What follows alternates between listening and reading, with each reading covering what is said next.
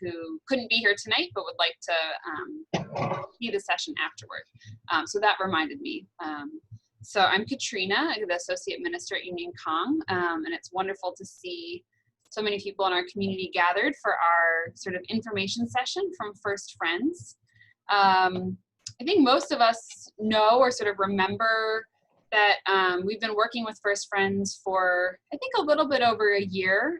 Some of us first went to some trainings. Rosa Santana, who's the program director, is with us this evening, and we are very grateful to welcome her virtually to this community. And I'll introduce and turn it over to her in just a moment. So a few of us started attending some volunteer orientation trainings about a year ago. Dave and I then started visiting to some detained immigrants at Essex Correctional Facility. And Lori and Gerald Wall, Lori's here with us this evening, have done some post-release support. And I know some other of you have been to trainings, and forgive me if I'm overlooking anyone who's been participating, if I haven't looked it up. But so we're developing a relationship, and I hope it's a sort of ongoing one.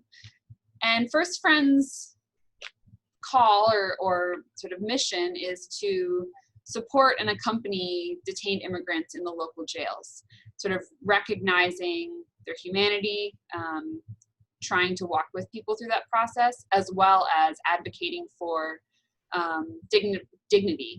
So sometimes that means addressing the conditions in the local jails or the immigration process itself.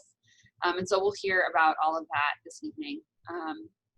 And, you know, as a community of faith, I think that this work is foundational to who we are and our call to love our neighbor as ourselves, and to welcome the stranger, both of which are parts of our sacred texts from beginning to end. If you remember, Rabbi Mark Katz from Temple Near to Mead came and spoke to us last December, and a core part of his message was that the driving message of the Exodus story and God's redemption of the Israelite people was that you were sojourners and strangers. And that is sort of my covenant with you, that's integral to our identity as people of faith. So although most of us who are gathered here tonight are not immigrants, maybe we have that experience in our families, that our sort of calling from God and identity as people of God is to identify with and be in solidarity with those people. So with that, I will turn it over to Rosa Santana, who's, again, the program director at First Friends, who will sort of give us an overview of their work and talk about some of the local or the recent conditions, a few recent victories or a recent victory, and hopefully some ways that we can continue to be involved, even though visitation has been suspended because of COVID. And then at the end, we'll have time for questions and answers. So you can either, if you want to put a question in the chat now, you can, or you can just make a note to yourself, and we'll have some time for that at the end. So Rosa, welcome. Thank you so much, Katrina, and thanks everyone for joining this Zoom meeting. I know it's very hot outside and it could be uncomfortable, so we appreciate your time. So I am Rosa Santana. I am the program director for First Friends, and I've been working with First Friends for the last 10 years. I started as a volunteer and then became staff. And I would like to tell you a little bit about my experience and how I started working with First Friends. And you probably could hear from my accent, I'm an immigrant. I immigrated from Honduras when I was 14 years old. And I was undocumented for many years. And at the time I came, it was very hard for, and I was talking to one of my friends from high school about this, that I never told anyone I was undocumented, and that was kind of like a taboo. No one talked about their immigration status. And now we have so many resilient dreamers that are out and, just like saying, we're not afraid, we are undocumented and afraid. And I really look up to those kids because they're courageous. So I had I didn't really know about immigration, even though I was undocumented. It happened to a lot of us. Like, we always think that when we talk about immigration detention is around the border, but never in New Jersey.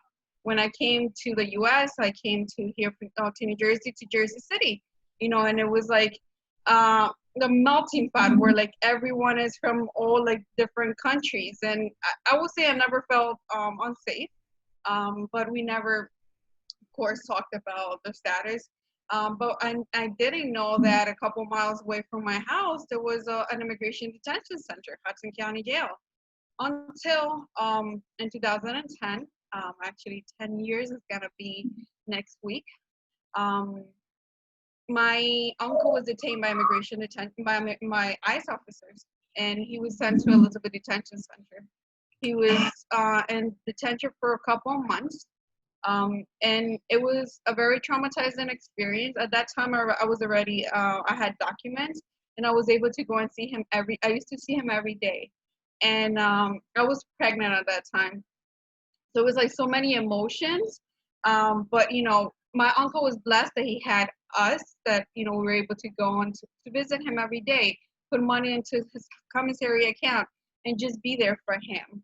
And when he told me everything that everyone was going through inside the detention center, it was and it was something I can't describe, but it was just like that need to help others. So then I saw an ad on a couple of probably months after, I saw an ad on the newspaper that talked about you want to visit someone in an immigration detention center, and it was for First Friends. At that time, First Friends was at the Elizabeth. It was out of a convent in Elizabeth, and I was just like, oh, this is my calling. It's at a convent. And then I just fell in love with the work. I actually started doing this ministry with my husband, and we both started visiting the Elizabeth Detention Center. But it's like we all have different calls. My husband did it for a couple of months, and I just felt like that was like what I really needed to do. So I just kept on visiting friends in detention. At that time, it was very small group of volunteers, and not like it's always a big need for people that speak different languages. So I speak Spanish, and I started visiting. I used to visit every Monday the Hudson County Jail, and I used to visit like 4 or 5 friends during one day, because we were able to come in and out. And I just like I felt like I love what First Friends mission was. It was not just about me giving, but like it made me realize how I was taking a lot of things for granted. And it was just a beautiful experience. And until it's been almost 10 years after, and I still feel the same way. So I really want to thank everyone that has supported us, and know that everyone in detention also appreciates all your work and all your support. When people are in detention, they either, I always say this to and now hear from our friends in detention, when you're in prison, when you are in jail or the hospital, that's when you really know who your friends are. So for them, I'm always like saying like you're probably gonna hear this like on your first visit. It's like, you're my first friend, and it's like, oh, that's what we are, first friends. So again, thanks for being here. I'm gonna start the presentation. I'm gonna share my screen.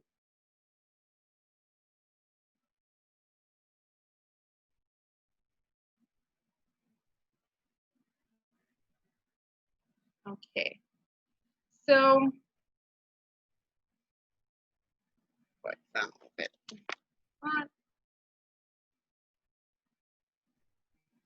So First Friends, we are hope and inherit the dignity and humanity of our friends in detention. Those are immigrants and asylum seekers. We provide hope and compassion through volunteer visitation, resettlement assistance, and advocacy. And we, as visitors and as volunteers, we seek to provide a compassionate face and affirmation of humanity in this midst of this whole dehumanizing scenario. We are the largest visitation program in the whole US. We were established in 1999.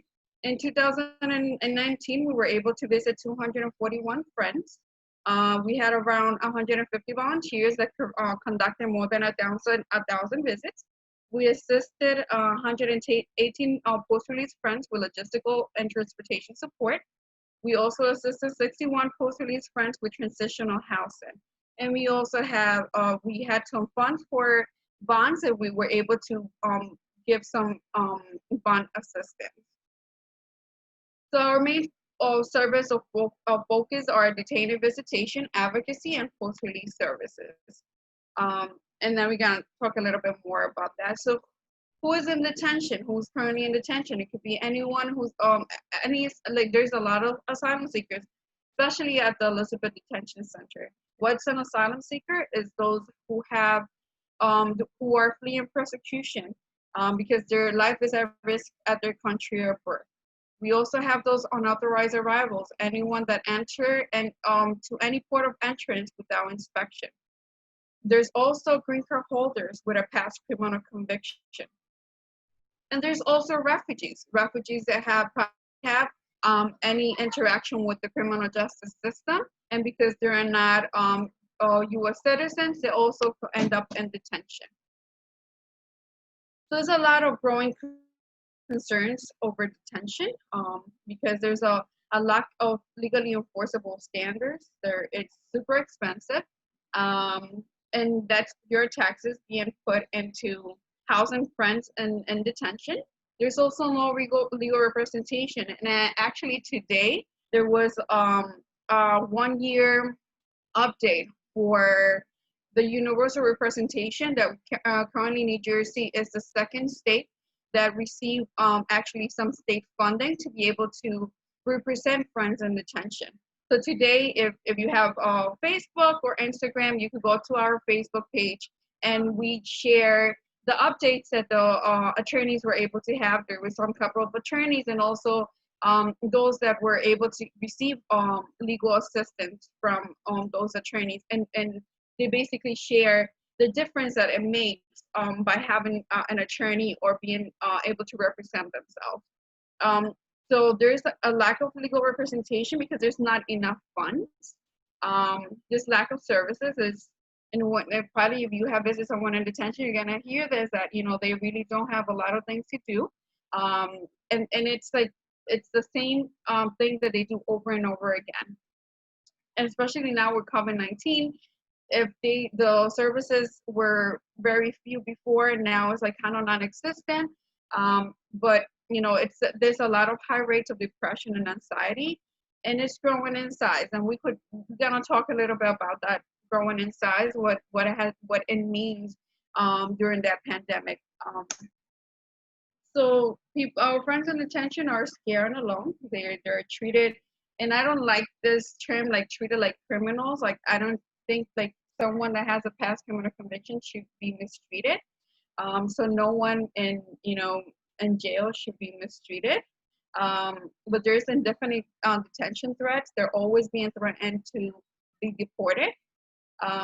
They're overwhelmed by the legal process. A lot of them are forced to represent themselves. So immigration law is super complex. So it is very hard for them to be able to represent themselves. There's the lack of free legal help, and they're isolated from the support system. So in New Jersey, if you see our name as First Friend New Jersey and New York, the reason is because our friends in Bergen County and Hudson County are usually New York residents that are being arrested and being sent to jails such as those Hudson and Bergen. So even though they're in New Jersey, they're still in New York jurisdiction, so they have to go to court in New York.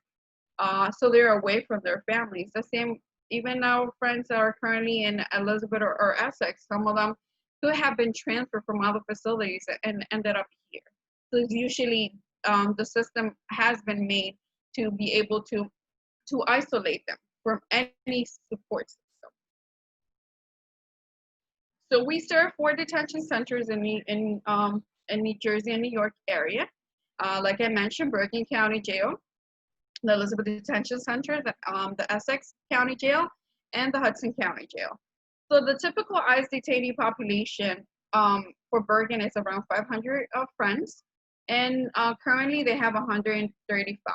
And these are numbers from 723 from last week.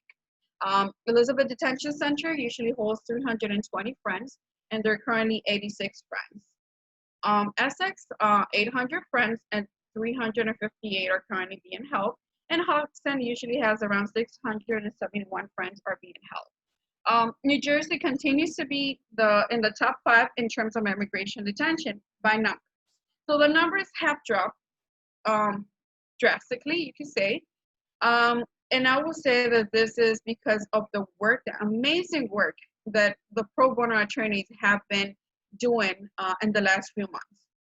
And I could tell you from the beginning of the pandemic, these attorneys have been working day and night, working on any type of release, because of conditions inside the centers, because friends had, they were, because of COVID-19, their immune system could have been compromised.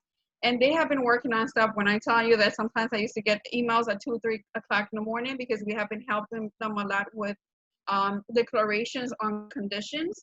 And their work has been amazing. And that's why those numbers have been lowered. I will say that is because, they found that some of them were prone to contract the virus, and that's why they were released. We will say it is because of the work from the attorneys. So yes, currently there's 650 friends are currently detained in the 4 facilities we've worked with, and that's still a big number. Yeah, it is not 2,200, but still 650 people are detained because of their immigration status. And the numbers were a little lower a couple of weeks ago, and now they have increased. And the reason why they have increased is because, for example, in Bergen, they have actually started accepting transfers from other jails, and the same for Essex. So this is something that is a concern because, again, it could be, ICE is actually spreading the virus all across the U.S. We had last week in Farmville, Virginia, there were cases that about 350 cases that of friends that were positive for COVID-19. 70% of the population tested positive for COVID-19, and that was because of different transfers. There were some people that were transferred from Arizona to Virginia, and as you know, Arizona right now has like a lot of positive cases. So there were 75 friends that were transferred from Arizona to Virginia, and out of those 75, more than 50 tested positive for COVID-19. So basically, ICE is just spreading the virus all across the U.S., and not only to the U.S., but also back into the country of birth of friends that have also been deported. So in the last couple of months, at the beginning, March, April, May, there were not a lot, there were not really deportations because the countries were not accepting or flights. But now that the airports are being open, there are a lot of friends that are being deported. And a lot of friends that we know in Guatemala, Haiti, and Honduras that went back to their country of birth, they tested positive upon arrival. So it is a concern. Like I said, it's not just happening that they're spreading the virus to the US, but all across the world. Yes. So the first, and back in March, the first ICE detainee in the US who tested positive for COVID-19 was at the Bergen County Jail here in New Jersey. There were, and these numbers are the numbers that ICE has reported to the public, that 2 cases were in Bergen County Jail, Elizabeth Detention, 18 cases, Essex County Jail, 8 cases, and Hudson, 14 cases. We know that there's a lot more cases than the ones that are being presented by ICE. And the reason is because there were lack of testing. Not everyone is being tested. So those numbers only indicate those that had symptoms, or they had acute symptoms, and that's what they were being tested. Now, some facilities have taken steps into testing everyone in detention. And we could talk about Essex and Hudson. Hudson, everyone has been tested, and at Essex, we did had some issues because Essex was doing antibody testing, and ICE did not recognize those results. So it says it was only 8, but from what we know, it was more than 60 friends that actually tested positive, and that's only for ICE population. So we know that those numbers are a lot higher, but because at that time they were not testing everyone, and ICE actually forbidded the Essex County Jail from sharing those numbers with the public. So it's a lot of things that happen, but we will say that because of that, we're having weekly meetings with Bergen, with Elizabeth, with Essex County, on just like the process that we're taking, any guidelines that we're taking, and we will also put in pressure. We make sure that in these facilities, because they were running on what they call emergency menu, so meaning the food was, we know the food has always been horrible, but because of the emergency menu, the food was even worse. And we heard from friends in detention that the food was frozen, that they couldn't really eat it. So what we asked and we demanded for all the 3 county jails, and we do a lot more advocacy on the county jails, and I'll talk more about the Elizabeth Detention Center, is because we could put some pressure, more pressure there, because they're run by our counties. So in the 3 county jails, we actually requested and demanded for them to be able to provide free phone calls for everyone in detention, not just ICE detainees, and also free commissary funds. So all the 3 county jails were, I know Hudson and Essex, they gave for April, May, and June. They gave commissary funds. Bergen, I think it was just May and June. But it's nothing compared, because we know that everything is super expensive in there. But it was just something that we were able to make a difference, and for our friends to have some food, because they were basically relying on their commissary to be able to eat, because the food was just they were not able to eat it. At the beginning of March, there were several transfers from New Jersey and New York to Buffalo, New York. And after we had some cases here, then Buffalo started having cases. So then, what our theory and most likely what happened was that our friends from here were able to spread the virus and take the virus with them to Batavia and New York. So again, it's just like what they do is like they really don't not really caring of what could happen to others. And then now we have seen so many other states that on their cases, their positive cases, has increased tremendously. We also keep in touch with friends in Etowah Detention Center in Georgia, and they actually, it's in Alabama, and actually their numbers have increased a lot. One of our friends who have been in detention for almost three years, he currently is positive for COVID-19, and even though he won his case, they're still not letting him.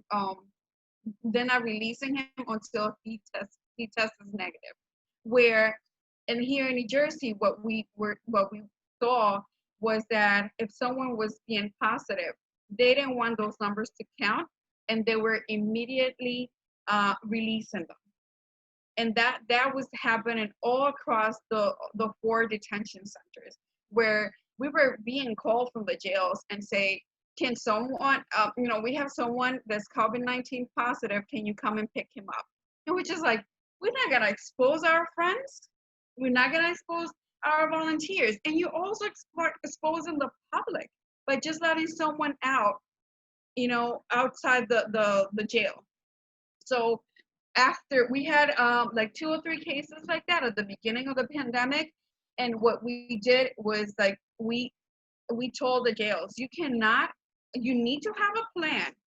And if someone is going to be released, because again, this is ICE. Basically, they cannot hold anyone if ICE has been granting them release. But like we told the jails, you need to also have responsibility, and you cannot just leave our friends outside. They're positive, and anything could happen. So we demanded for all the 3 county jails to have a plan. So at that time, also we started having volunteers that were that they had the virus, and they have recovered, and they were they said that now we're here and we're able to help. So now we have, but we're also going crazy because with the attorneys trying to find ambulance services to do this kind of work, and everyone was refusing, even though it was gonna get paid, like they were gonna get paid. The ambulance services were refusing to transport someone that was positive. And so it's a lot of different things that were happening. But we, now the numbers have lowered a lot, also for positive cases. As of right now, Hudson has 0 cases, Bergen has 0 cases.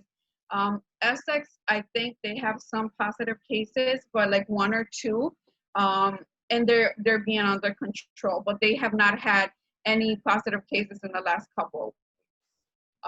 So again, it was very chaotic times. We were, working very closely with their attorneys because, they needed to have declarations to file for court on conditions. And, First Friends has done tours of the facility, so we know how it looks inside the facilities, which is basically not First Friends, and they're not able to practice social distance. Because everything is so close together. And we also, made the declaration of different, because we also keep in touch with our friends on a daily basis. So anything that we were here, we were putting on those declarations to make sure that attorneys have something that to back up their claim. So at the Elizabeth Detention Center, actually, there is currently a free EDC class action lawsuit that was filed against the Elizabeth Detention Center due to conditions. And this was filed by an amazing group of a legal team from American Friends Service Committee from New Jersey, from Immigrant Defense Project from New York, and the NYU Law Clinic. And they formed this legal team and this class action lawsuit is basically to release everyone at the Elizabeth Detention Center. It's demanding and the reason why is especially done at the Elizabeth Detention Center is because it has been a lack of transparency from Core Civic. Elizabeth Detention Center is run by Core Civic, a private company. So even though the attorneys, advocates have attempted to contact Elizabeth Detention Center to find out about conditions, to find out how we could help, they do not respond to our emails or inquiries or phone calls. So because of the lack of transparency, because we had no idea what was happening inside the centers. Also, we have the hotline, and at the beginning, around February, our hotline was shut down. So we didn't have any contact with our friends at the Elizabeth Detention Center if it wasn't for letters that we were getting from our friends. So because of this and so many other things that were happening inside the center, this legal team created an amazing class action lawsuit and to be able to release everyone. 4 of those plaintiffs, there were 5 plaintiffs and 1 was added. One of them, Hector, was actually deported before the legal team was able to meet with him. He was deported immediately, and it's been almost 2 months, and Hector was deported to Mexico. His family cannot locate him, and he has disappeared. He has vanished. So now with the different organizations, we have a sign-on letter that we sent to John Sakaris, who is the head of ICE in Newark, demanding.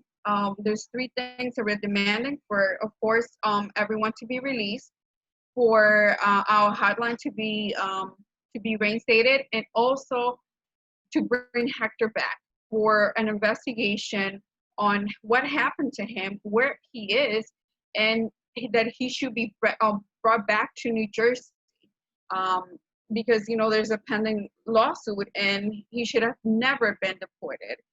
So that's something that has been happening at the Elizabeth Detention Center. We had held rallies and different actions around this, and we also found out in one of those rallies that actually Elizabeth Detention Center, the whole street, it's actually a private street, and there is a development, Elvron, that are the owners of the warehouse where our friends at the Elizabeth Detention Center are being held. And because of this, there's a lot of pressure. There's actually a coalition of New Jersey and New York organizations that have been working together on this. They have putting a lot of pressure on Elvron. There's actually phone taps on Fridays to different officials and different phone taps to that were targeting Elvron, just demanding for them to enter contract with Core Civic. And it just happened that they felt the pressure. Also, we found out that some of the members from the Elvron were also part of Kane University. There were board members or from the committee or something related to Kane University. Also, they belong or in the past to the Archdiocese or the Catholic Archdiocese of New Jersey, and putting pressure on those places where we knew that it was gonna hurt them, has actually made that they put out. If you send an email just inquiring about this, they will they get a response. They say, we hurt you, and because of you, we are going to end our contract with Core Civic. And now it's in the hands of our attorneys. So what does it mean now? It's a couple of things. They have a contract until 2021, so it could mean that the contract will not end until 2021. But there's also, we heard from people that work for ICE that have said that because of this, they're talking about buying a building, and that is possible. ICE has enough money to be able to buy a building and hold out more than 650 people in one building, and they also, Core Civic could do the same.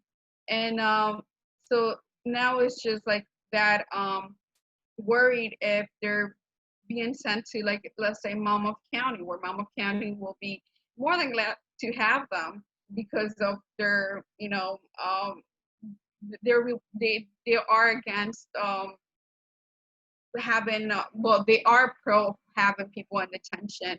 And so that's one of the challenges. Another thing, it will be that, we will ask for, not for people to be transferred to other facilities, but to be released.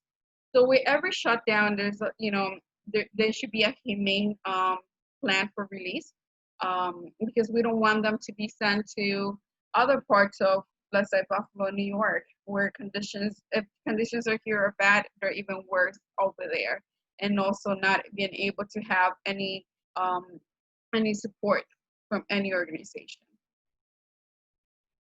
So what do we do? First, friends, and you're probably very familiar with this, but we visit our friends in detention. We try to enter their isolation by being a connection to the outside world. We also we provide international, local telephone connection to family, friends, our trainees, and advocates.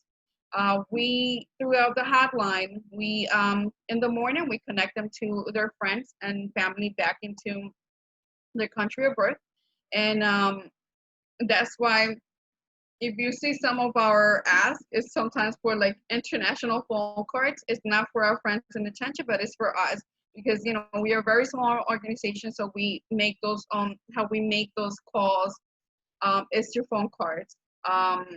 So that's how we're able to help. And we also filed a lot of complaint and grievances on behalf of our friends. As soon as we hear from one of our volunteers that something is happening, or we hear through the phone from one of our released friends, lately we have been hearing a lot of concerns from Bergen County Jail. Some of our friends are getting rashes. Of some of our other friends are complaining because there's not enough AC. And imagine having no AC during this days. So going back to the jail and just make them accountable, make them fix what shouldn't never, people, our friends should have never been through that. We also put stamp out despair folders. It's a campaign that we run twice a year, where we put writing material to all our friends in detention. We don't know if we usually give it around June. We were not able to, but we hope that we start doing it soon. That's probably contact the jails and find out if this is something that could be done soon. Because our friends, we take pen and paper for granted now. Everything we do is through our phone to computers. But our friends do write letters, and also like to pass the time. They like to draw. And that's a way of passing the time. We also have a pen pal program where we write to our friends in detention, and we have volunteers from all across the U.S. that are able to connect to friends through that program. And we also have been trying to do services. We have an art volunteer that goes into Hudson County Jail and provides some art therapy to our friends. We also had a yoga instructor going to Hudson and provide some of those services as well. So that's what we're able to do. And with post-release services that some of you have been able to do. And now with COVID-19, a lot of this has changed. Temporary emergency housing, we do have some congregations that are still very open to hold our friends to release house. I'm sorry, the little one in the back. That they're still able to provide some temporary housing. Sometimes we need at least a place for our friends for 2 weeks just to quarantine, because they don't know if they're positive or not, and they don't want to go back to their families and just get them sick. We all we provide family unification through transportation to cities throughout the U.S. And that's something very common that we have been doing for the last year or so. A lot of friends that are released need to go to their families back into Texas or California. So we used to pick them up, take them to a train station, and for them to take the Greyhound bus to go wherever they needed to. But now, because of COVID-19, we cannot transport them in our cars. So what we do is we ask our volunteers to welcome our friends. So what does that mean? Is basically just make sure that when they're released, there's someone outside waiting for them. Hopefully they'll have a backpack, because we have backpacks and we have other things that we're able to give them. Provide them with some funds, because if they're gonna take a bus, for them to have some money, and make sure that they get into an Uber. So we usually, with the person that's handling the release, we call an Uber or Lyft, and then we send the volunteer the information for that person to be able, with the license plates, for that person to get into the correct car. So that's how things have changed because of COVID-19. We also, provide the bond funds. Because of the class action lawsuit, we have seen that in other states, not everyone was released, but they were given bond hearings. So we are being proactive, and we have actually launched a bond fund campaign, and to be able to have enough money when our friends get those bond funds. So actually last week, one of the plaintiffs for the class action lawsuit was given a $5,000 bond. And because we had the campaign and we had some funds, we were able to immediately post his bond, and he was released on Monday of last week. So that's only being done because of the community, because of the power of the community. Your support, and we have, our friend has been reunited with his family. We also, any basic necessities of like the backpack that I mentioned, connection to longer term social services or providers. If someone is an asylum seeker, has one asylum, they get a lot of benefits. So we connect them to a resettlement agency that's able to provide housing and more of that support. Gift cards right now, cell phones, and cash. That's something we are able to give our friends when they're released from detention. If we have some clothes, we do that as well.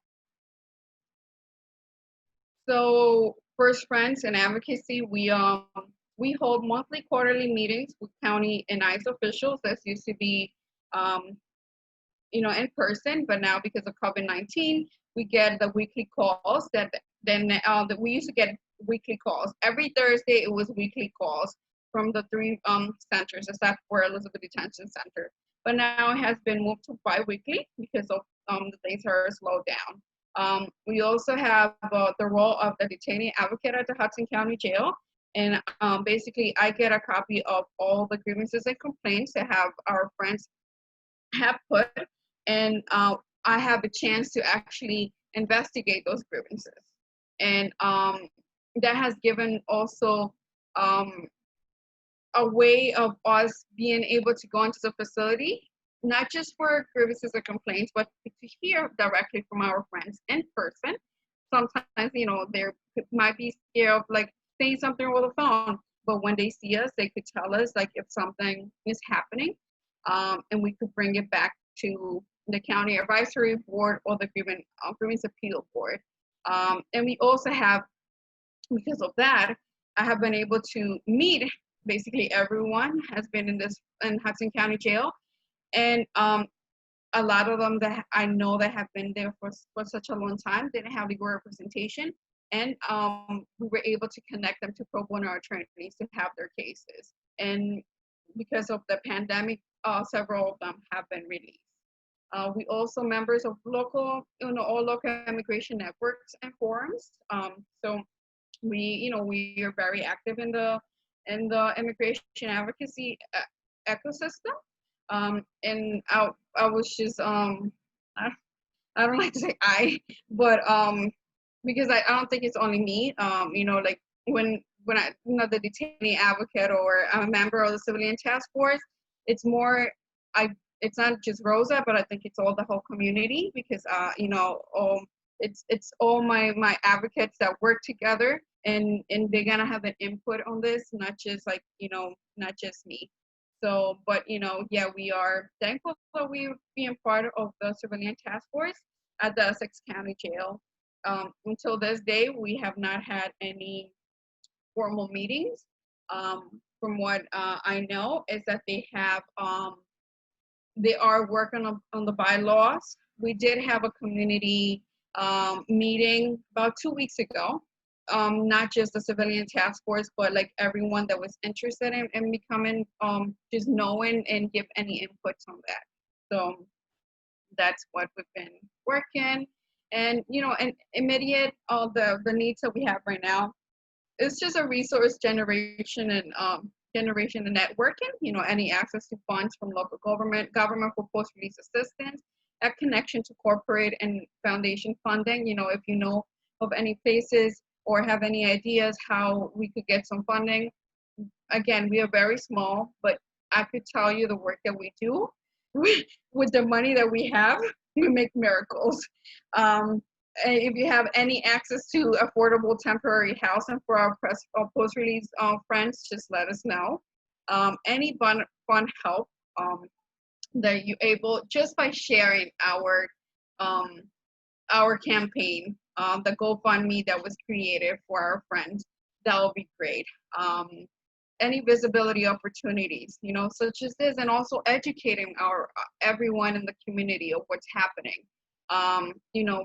This cannot, like, office help right now can, because we are working from home, but we have the option. If you speak Spanish, if you're bilingual and you want to help us with our answering the phone calls for our friends in detention, please let us know, because we do need some help with that. And again, just, educate, share what do you know about immigration detention, what you have learned today. Explain why the need of our friends having universal representation, why the need of having enough funds to be able to bond someone out from detention.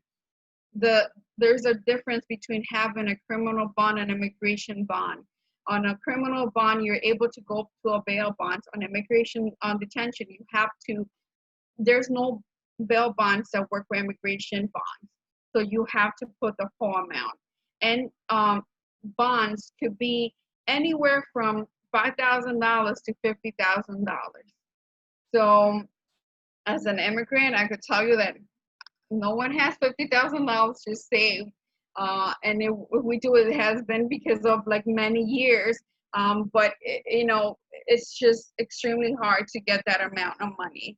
So why the need for a bond fund? Why the need of having, especially right now, if the immigrant community right now has been hit the hardest with the COVID-19, not because of positive cases, but also you have to think that they have lost their jobs. They don't have access to benefits, to social service benefits, because of their immigration status. So they most likely they did not get a stimulus check or any assistance. So that's why we're getting a lot of inquiries from our friends that have been released from detention. They're struggling to pay rent, to pay for food. So just explaining why the need of having funding for our organization. Also, just we want you to get involved with First Friends. Follow us on Facebook. Follow us on our social media. To we are we try to just keep all our everyone updated. Like today there was an amazing there was Monmouth County. I think it was probably a year ago, because of the Immigrant Trust Directive. They were actually they didn't want to follow the Immigrant Trust Directive. So if you go to our Facebook page, let me just, because I don't want to give you wrong information, but it was just posted not too long ago. The Chief Judge Wilson dismissed the case brought by Ocean and Cape May counties against the Attorney General over the Immigrant Trust Directive. And this work was done by ACLU. They have been fighting against that. And there's actually also a press release that comes from the Attorney General. So, this, like, we do give try to keep you updated on all immigration related issues. Yesterday it was on DACA. The administration didn't want to, they basically refused to follow the rules that were passed, and they basically are saying that they're not going to accept new applications for DACA, not renewals, but new applications of new applicants. So all that information is being posted on all social media. So just, just we want you to know about that and share with your network. And advocate. We want you to advocate for public officials, to let your public officials know that we are opposed to immigration detention. Also to defund ICE. because again, we have seen how our schools they're lacking a lot of funds, and our funds are being put into housing people in detention. There's other alternative to detention, and that they should follow, which is a lot less money than housing people, someone in detention, especially on bad conditions. So, if you have any questions, this is like, you contact Stephanie Lopez is our volunteer coordinator, Rosa Santana, the program director, and Jackie Zapata, she is the direct service coordinator. So I want to open for questions. Well, thank you so much, Rosa, for that very thorough and comprehensive presentation. So I think that we are a small enough group that we don't necessarily need to use the chat for questions. So maybe if you just want to raise your hand and I'll try to call on people and moderate that way. Does anyone have any questions? Lori, why don't you go first? And you can unmute yourself. Oh, thank you so much, Rosa. I was just wondering, what is the maximum time people have been detained? So actually, I had a friend that I met in California who was in detention for 9 years. And yes, it was horrible, but if you see this man, he is so resilient, so courageous. He's always smiling that I just felt energized as soon as I met him, and I just couldn't believe it. He's an amazing advocate that continued to work with people in detention, and I was just so inspired by him. But he was in detention for 9 years. Actually, there's someone that's gonna be 3 years this Friday in Bergen County Jail.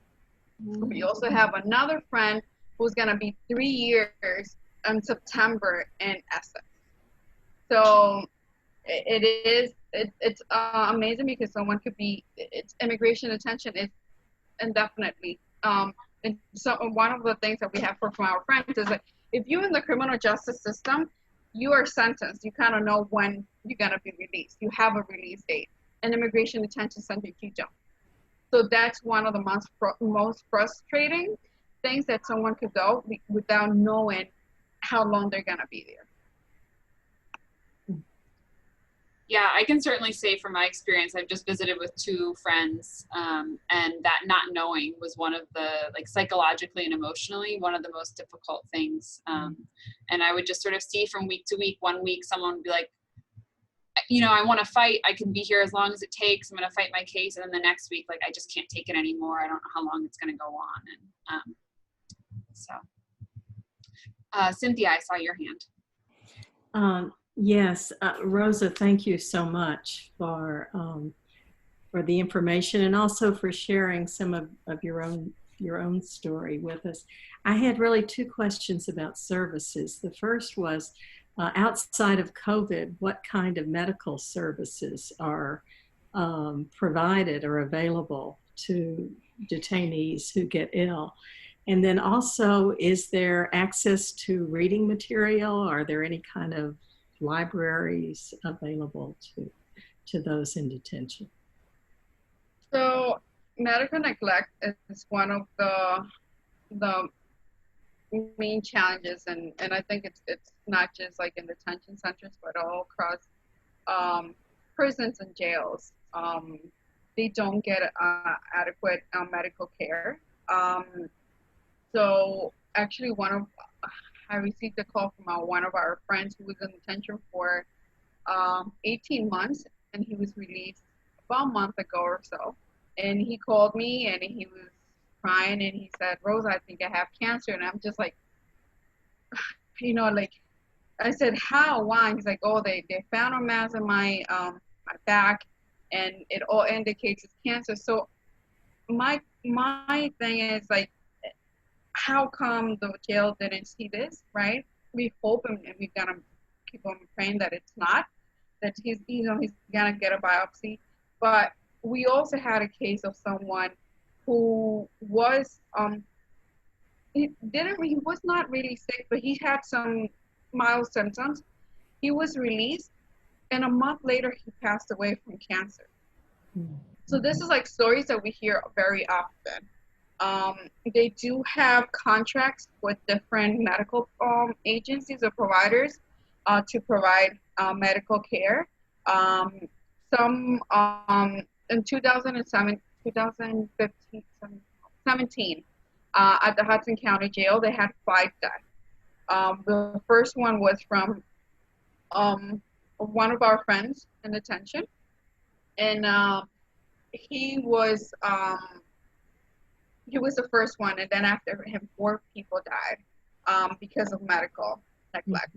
And then after that, the jail changed medical providers, but it shouldn't take someone to die for them to be consent. So there has been, some type of we'll say that medical has improved, but not to what it should be. And the other about there is law libraries. It's not the best, but they do have some access to the law library. They also have tablets where they're able to, some depending on the facility, they're able to send messages or access, like LexisNexis to work on their cases. And writer material, they are supposed to be, they're supposed to ask for any writer material. But again, the social worker gives them to them whenever they feel like giving it to them. So that's why it's important for us to be able to put those folders together to send them to our friends and to have some writer material.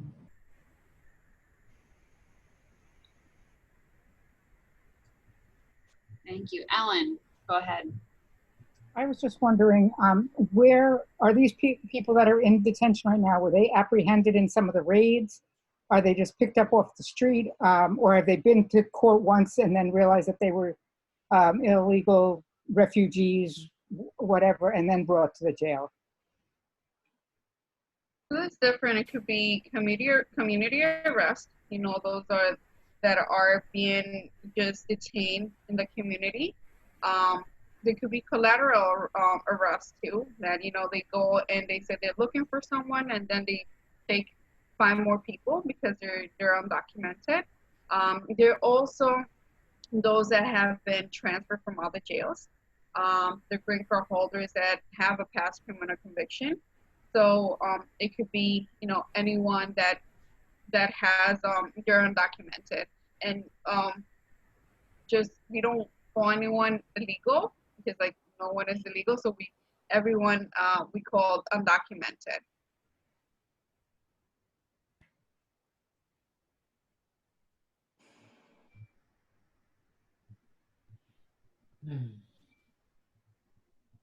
Any other questions? Yeah, John. Are there any religious services that are done in any of the detention centers? Yeah, so every center has they have a chaplain, and they offer different religions. So, most like the ones that usually they're like the Catholics,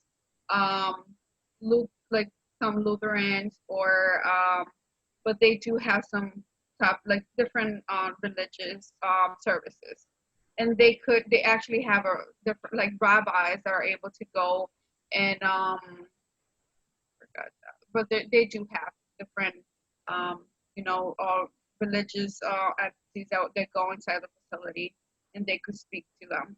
I would say that surprisingly, Essex has one of the best religious services, and from all the 4 facilities, they are able to have offered different services and have different people going and being able to provide that religious support and spiritual support to friends in detention. Yeah, coincidentally, I'll just share the 2 people that I was visiting at Essex both happened to be really involved in the evangelical community of worship at Essex. And I think that they had services or Bible study almost every day.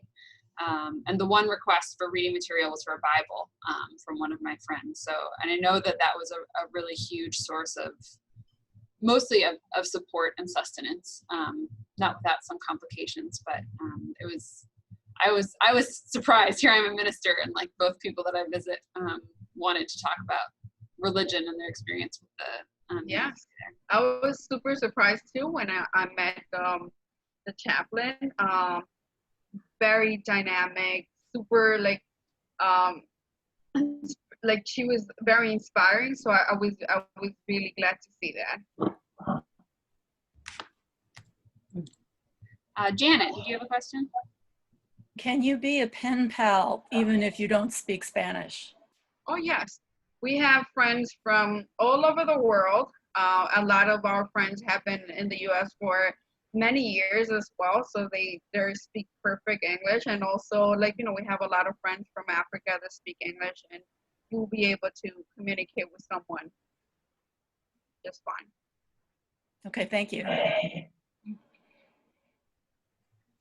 I have a question, which is, do you have any sense of when the visitation might restart? I mean, is it sort of once there's a vaccine, or do you think there's any point before that it might restart? So Hudson already had, like, Hudson resumed their visits already. So we are hoping that Bergen and Essex, they will resume visits as well. You know, we visit through the glass. It's non-contact visits, so it shouldn't be a problem. You know, it's just about disinfecting the area, right? After someone leaves. So we did ask in our last meeting about 2 weeks ago, and I couldn't be the one last week, but I should be contacting Essex and just asking them, you know, just pressuring them, and to see what when we could just resume our visits, because that's extremely important for our friends. Rosa, I'm just curious about the bonds. Does everybody have to post some kind of bond to be released? No, not everyone. Some friends are just, you know, they win their case, or some of them are released. Like during the pandemic, a lot of friends were released under orders of supervision, and they were actually given an ankle bracelet, which is powerful. Yeah, like it just reminded me today when the friend called me and told me that he, you know, he was going through a hard thing. He actually has a ankle monitor. He's like, I need to get an MRI, and how I'm gonna get an MRI with that? So they need to remove it. Oh. Yeah. So is that an ICE thing, Rosa? sorry? Does the detention center do that, or does ICE do that to track people? ICE. Ugh. It's immigration.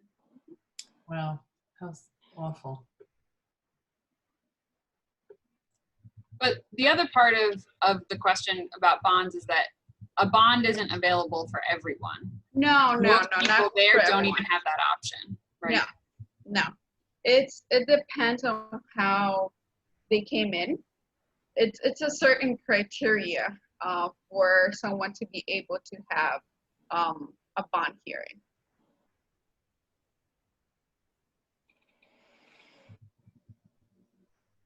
Well, is there one last question?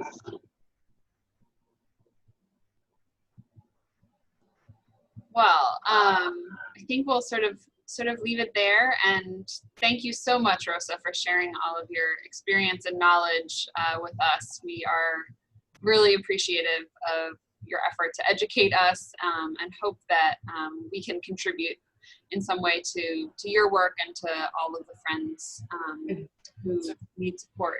A real eye opener. Thank you, everyone. And you know, Rosa. There's things happening every day, so just keep up, you know, just keep updating and you know, follow our pages. And you have any questions, you have my email, please call me. Just in time when the little one is. Yeah. To say we have your email might be a better way to start. But so it sounds like to encourage our folks to follow First Friends on Facebook is the best way to find out about events happening. If you do have a specific, you know, want to get involved in volunteering through Pen Pal or something else, And there's good information on that on your website and who to contact. And then it sounds like the other real need at the moment is fundraising and support for some of these bigger picture things, which I think is something that Yes. we as a community We have continue to do. received so many inquiries from friends that have been released from detention that had lost their jobs. And, you know, what we do is like we give them gift cards because like that's what, you know, we get donated. So, you know, if you have any gift cards that you're not using, please send them our way. They really appreciate them. And that's a way of, you know, just buying, for them to be able to purchase food, or, you know, supermarket, if you have from a supermarket, that's extremely helpful. Wonderful. Well, thank you again. And yeah, we appreciate your time. And I hope everyone else has a good evening and stays cool. Thank you. Thanks, everyone. Good night. Bye-bye.